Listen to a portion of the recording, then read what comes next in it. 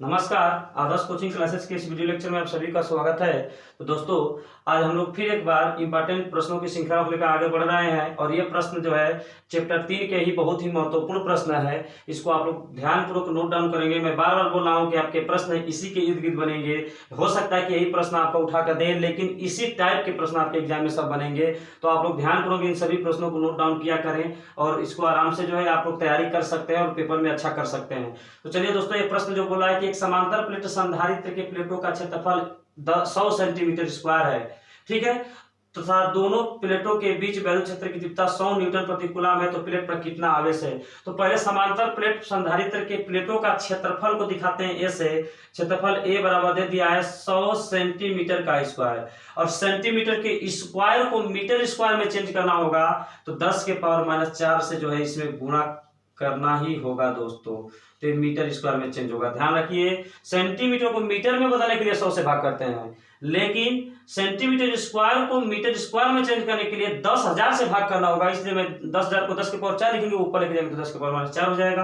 तो चलिए, तो क्षेत्रफल आपका मीटर स्क्वायर में चेंज हो गया। दोनों प्लेटों के बीच की विद्युत क्षेत्र की तीव्रता ई की वैल्यू दे रखा है आपको 100 न्यूटन प्रति कूलम दे रखा है दोस्तों, और कहा है कि इस पर आवेश का मान हमको क्या कर दो, ज्ञात कर दो। तो आवेश का मान ज्ञात करने के लिए कहा है और धारिता का ही आपका सवाल है, तो इसलिए आप एक सूत्र जानते हैं, Q बराबर C इंटू क्या होता है, V होता है। चूंकि समांतर प्लेट संधारित्र है, इसलिए समांतर प्लेट संधारित्र का एक सूत्र होता है। याद रखिएगा, समांतर प्लेट संधारित्र का सूत्र, इसी सूत्र को मैं बना रहा हूं। C बराबर होता है एप्सिलॉन 0 D, एप्सिलॉन 0 A बटा में D होता है दोस्तों, और इंटू क्या हो जाएगा, V हो जाएगा। और यही नहीं, एक सूत्र और भी होता है, आप लोग ध्यानपूर्वक देखिएगा इस सूत्र को, क्योंकि आप पढ़े होंगे E बराबर V बाई क्या होता है, D होता है। तो इसी में लेकर आप जाएंगे, इसको रख देंगे V बाई D की जगह पर, तो आपका Q का जो सूत्र बन के आएगा एप्सिलॉन 0, देखिए V बाई D की जगह पर हम लोग रख सकते हैं क्या, E, तो एप्सिलॉन 0 A और यहाँ पर क्या हो जाएगा, कैपिटल E। तो ये आपका जो सूत्र बनाया गया है, सूत्र को ध्यान से समझेंगे। आपको आवेश पूछा था, तो आवेश का सूत्र नाम पड़ता है Q बराबर CV।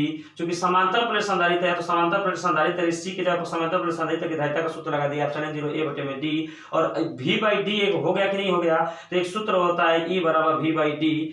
ये सब के सब आपको पढ़ाया गया है संधारित्र में। तो इसको हम लोग इसको क्या लिख सकते हैं, Q बराबर, इसलिए इसी को हम लोग बना सकते हैं Q बराबर एप्सिलॉन 0 A और V बाई D को क्या लिख सकते हैं, E। अब आप आंसर आपका निकल जाएगा, इस पर रख देंगे वैल्यू, तो Q बराबर हो जाएगा एप्सिलॉन 0 का मान 8.85 गुणित 10 के पावर -12, और A की वैल्यू आपके सामने दे रखी है कितना बाबू, तो कहेंगे कि सर ये तो दिया है 100 गुणित 10 के पावर -4, और एक चीज और E की वैल्यू आपके पास दे रखा है कितना, तो E की भी वैल्यू आपके पास दे रखा है 100। तो ये आपका जो, जब इसको सॉल्व करेंगे तो देखिए यहाँ पर ये क्वेश्चन कैसे बनेगा, Q बराबर 8.85 गुणित 10 के पावर -12, और यहाँ पर इन दोनों को घात चढ़ाएंगे तो ये हो जाएगा आपका 10 के पावर +4, आइए आपका होगा 10 के पावर -4। तो प्लस और माइनस एक दूसरे को कैंसिल आउट कर देंगे, इसको 0 हो जाएगा। तो ये आपका बच गया कितना, Q बराबर 8.85 गुणित 10 के पावर -12 कूलम। ये रहा आपका क्या, प्लेट पर कितना आवेश है, प्लेट पर जो आवेश का मान है ये है आपका 8.85 गुणित 10 के पावर -12 कूलम। तो आपको उम्मीद है कि ये प्रश्न समझ में आ गए होंगे, कैसे कैसे इस प्रश्न को बना दिए गए हैं। इस प्रश्न को आप लोग बनाकर आराम से इस प्रश्न को सॉल्व कर सकते हैं दोस्तों। तो अब इसके बाद हम लोग अगला बहुत ही महत्वपूर्ण प्रश्न हम लोग करेंगे। तो अगला प्रश्न, इसको आप लोग नोट डाउन कर सकते हैं, स्क्रीनशॉट ले सकते हैं। तो अब हम लोग क्या कर सकते हैं कि अगला प्रश्न इसका करना है बाबू।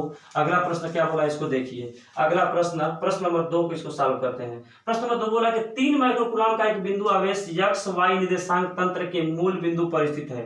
अच्छा देखिए, पहले इसको मैं x y निर्देशांक तंत्र कर रहा है, इसका मतलब कि हम लोग 2D ही फिगर को बना लेते हैं, और इसी फिगर पर आपका डायग्राम पर ही आपका सवाल सेट हो जाएगा। तो देखिए यहाँ पर x y तल का रहा है, तो वह x y तल मैंने बना दिया। तो x y तल के मूल बिंदु पर कितना जो है आवेश स्थित है, तो इसके मूल बिंदु O पर 3 माइक्रो कूलम का आवेश स्थित है। तो चलिए, Q बराबर जो दिया है 3 माइक्रो कूलम दिया है, 3 माइक्रो कूलम। माइक्रो कूलम को कूलम में चेंज करने के लिए क्या करेंगे आप, 3 गुणित 10 के पावर -6 कर देंगे, तो कूलम में आपका चेंज हो जाएगा। तो Q का मान तो 3 गुणित 10 के पावर -6 कूलम है। अब आगे देखिए, यहाँ पर कह रहा है कि मूल बिंदु पर स्थित है, आवेश मूल बिंदु पर स्थित है। कह रहा है कि बिंदु ए बराबर इतना और बी बराबर इतना के मध्य विभवांतर ज्ञात कीजिए। अच्छा ये देखिए 5a,0 5a,0 है, इसका मतलब 5a,0 यहीं पर आपका होगा, क्योंकि x अक्ष पर चल रहा है, y अक्ष पर चल ही नहीं रहा, तो 5a,0 हो गया।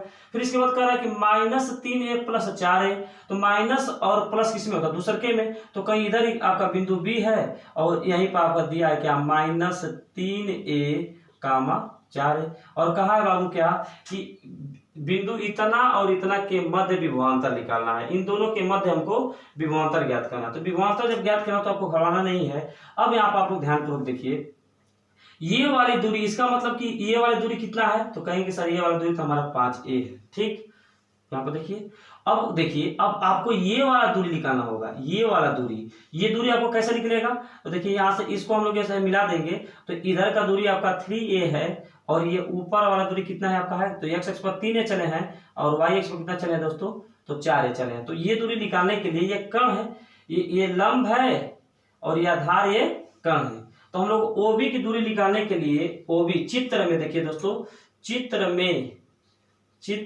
में OB निकालने के लिए आप क्या करेंगे, कर्ण का स्क्वायर बराबर होता है लंब का स्क्वायर प्लस आधार का स्क्वायर। तो लंब आपका कितना है 4a का स्क्वायर, आधार कितना है 3a का स्क्वायर। तो दोस्तों आप ये बताइए कि यहाँ पर कर्ण का स्क्वायर ना, कर्ण OB का स्क्वायर किए होते तब ना, OB का स्क्वायर को हटाए तो कर्ण ही में हो गया। अब देखिए तो OB बराबर यहाँ पर आप करेंगे तो ये हो जाएगा कितना 16a का स्क्वायर और 9a का स्क्वायर, इसको वर्क करेंगे तो कुल मिला के 25a का स्क्वायर होगा। इसको आप बाहर आप करेंगे अगर 25a का स्क्वायर, तो ये OB का मान आपके सामने निकल गया 5a का स्क्वायर।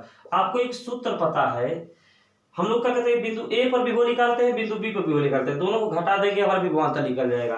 तो बिंदु ए पर विभव के लिए दूरी दिया है, लेकिन आपको पता है कि बिंदु आवेश के कारण, एक बिंदु आवेश है यहाँ पर, इसी के कारण जो है इतनी दूरी पर विभव निकालने के लिए बिंदु आवेश कारण विभव का सूत्र क्या होता है, v बराबर 1/4πε0 क्यू बटे में क्या होता है दोस्तों, r होता है। बिंदु आवेश के कारण विभव का सूत्र जो होता है, एक बिंदु आवेश है, इसे r दूरी पर कोई विभव निकालना होगा तो इसके लिए सूत्र काम क्या करता है कि 1/4πε0 क्यू बटे में r। तो हम लोग क्या करते हैं कि अब बिंदु a पर विभव निकालते हैं, बिंदु a पर विभव निकाला जाता है। अब बिंदु a पर विभव निकालेंगे जब, तो यहाँ पर va निकलेगा आपका 1/4πε0। दूरी कितनी है आपके पास, q तो रहेगा ही रहेगा, क्यू तो है आपका, और दूरी आपके पास कितना है दोस्तों, तो कहेंगे सर दूरी तो हमारे पास 5a है, a के लिए 5a हो गया। ठीक है, तथा बिंदु B पर विभव आप निकालेंगे, तो बिंदु B पर विभव के लिए VB बराबर बताइए दोस्तों 1/4πε0, फिर वही आवेश Q ही है। अब ये वाला दूरी कितना आप निकाले हैं OB का मान, तो 5a स्क्वायर, क्यों तो ये तो 5a ना होगा दोस्तों, क्या होगा 5a। यहाँ पर मिस्टेक थोड़ा सा हुआ था, देखिए ये कर्णी में 5a स्क्वायर है, तो इस 25 का वर्गमूल 5 होता है और एक तो 5 ही होगा, तो यहाँ पर होगा कितना, OB का मान कितना 5 है दोस्तों, तो OB का मान 5 ही हो गया। अतः हम लोग क्या करेंगे, अतः क्या है a व b के मध्य विभवांतर, a व b के मध्य विभवांतर का मतलब विभवों का अंतर, इसका मतलब VA माइनस VB। अब आप लोग ध्यान से समझिए इस प्रश्न को, VA का मान है 1/4πε0 क्यू बटे में 5 है, अब VB का मान है 1/4πε0 क्यू बटे में 5 है।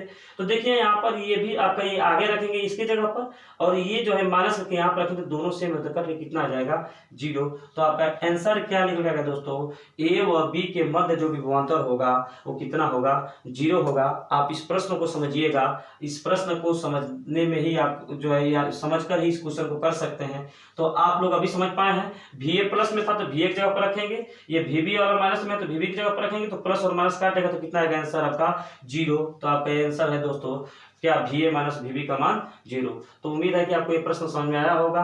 तो अगर प्रश्न समझ में आ रहा है तो आप लोग प्रश्न जो है इस चैनल को कम से कम इस पर कमेंट और लाइक किया कीजिए, ताकि मनोबल बना रहे, और इसको आगे की ओर सब्सक्राइब के लिए भी बच्चों को आप बताइए कि सब्सक्राइब करें, ताकि चैनल जो है अच्छे से जो है प्रोग्रेस कर सके। बहुत बहुत धन्यवाद।